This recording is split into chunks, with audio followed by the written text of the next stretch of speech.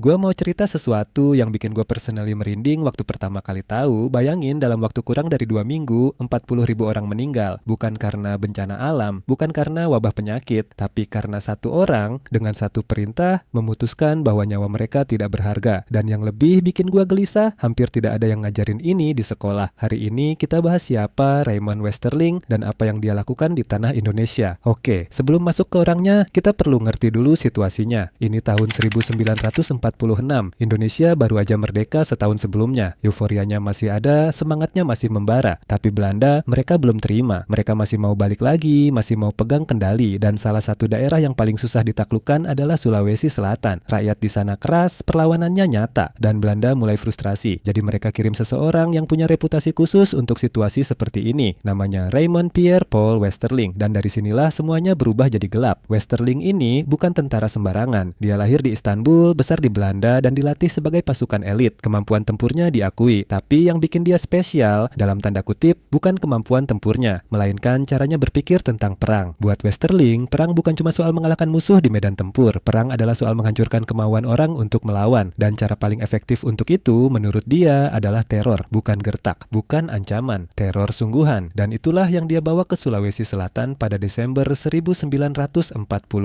Jadi begini cara kerjanya. Westerling dan pasukannya masuk ke desa-desa. Mereka kumpulkan semua warga, laki-laki, perempuan, tua, muda, di satu tempat terbuka. Lapangan, halaman masjid, pinggir jalan. Lalu mereka mulai menunjuk. Siapapun yang dicurigai sebagai pejuang, simpatisan, atau bahkan sekadar dianggap mencurigakan ditarik keluar dari kerumunan dan dieksekusi di tempat, tanpa pengadilan, tanpa pembelaan, di depan keluarga mereka sendiri. Ini bukan operasi militer. Ini bukan perang yang kita bayangkan dengan dua pihak saling tembak di hutan. Ini adalah teror yang dirancang dengan dingin, supaya yang selamat hari itu tidak akan pernah berani angkat senjata seumur hidup mereka. Desa dibakar, rumah rata dengan tanah, dan Westerling pindah ke desa berikutnya. Dalam waktu kurang dari 2 bulan, antara Desember 1946 sampai Februari 1947, diperkirakan 40.000 jiwa meninggal, 40.000 orang. Coba bayangin itu sebentar. Nah, yang menarik dan sekaligus yang bikin makin frustrasi adalah reaksi dari pihak Belanda sendiri. Beberapa perwira Belanda yang tahu apa yang terjadi di Sulawesi ikut terkejut. Ada laporan internal yang mengkritik metode Westerling. Ada yang menyebutnya berlebihan, ada yang tidak nyaman. Tapi secara resmi tidak ada yang terjadi. Westerling tidak diadili, tidak dihukum. Bahkan di sebagian kalangan Belanda, dia sempat dianggap pahlawan yang berhasil memulihkan ketertiban. Dia pensiun dengan tenang, menulis memoar. Hidup sampai 1987.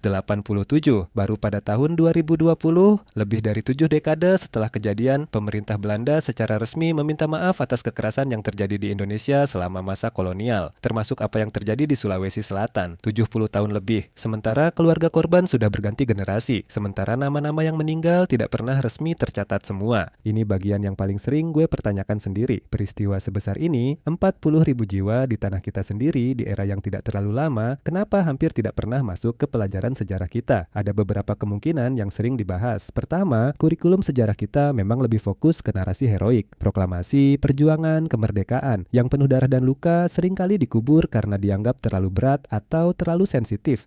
Kedua, tidak ada tekanan yang cukup besar untuk memaksa peristiwa ini masuk ke ruang publik. Tidak ada gerakan besar, tidak ada film populer, tidak ada tokoh yang konsisten menyuarakannya. Dan ketiga, mungkin yang paling jujur, kita sendiri jarang mau tahu. Sejarah yang menyakitkan itu tidak enak dibaca, tidak enak dibahas, lebih mudah fokus ke hal lain. Tapi sejarah yang tidak diceritakan bukan berarti tidak terjadi. Dan setiap kali kita diam, kita ikut menguburnya. Gua tidak mau tutup video ini dengan kesimpulan yang rapi. Karena menurut gua, ini bukan jenis cerita yang layak ditutup dengan rapi. Yang ingin gue tanyain ke kamu adalah ini. Kalau peristiwa sebesar ini bisa hilang dari ingatan kolektif kita, peristiwa apalagi yang kita tidak tahu karena tidak pernah ada yang ceritain, tulis di komentar. Gue serius pengen tahu pendapat kamu. Dan kalau kamu rasa video ini penting untuk diketahui lebih banyak orang, share ke satu orang aja yang kamu pikir perlu tahu. Sampai ketemu di video berikutnya.